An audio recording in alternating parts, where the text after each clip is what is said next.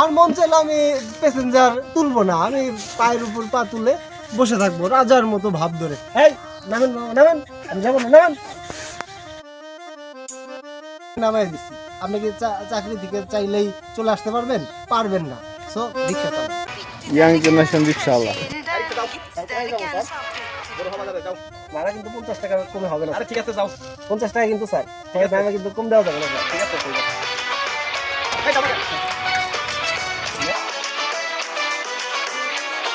কোনো চাকরি পাচ্ছেন না, কাজ পাচ্ছেন না, আসলে আপনারা কাজ করেন না।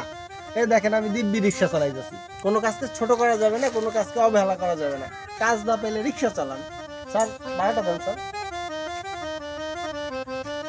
দেখেন এই যে আমি মাত্র 3 মিনিটে কয় টাকা ইনকাম করছি? 20 টাকা।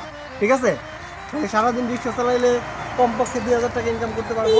চাকরি করে কত টাকা পাবো? 15,000 20,000। আর আমি মাসে হচ্ছে 35 থেকে 40,000 টাকা ইনকাম করি। তাহলে কোনটা ভালো বলেন?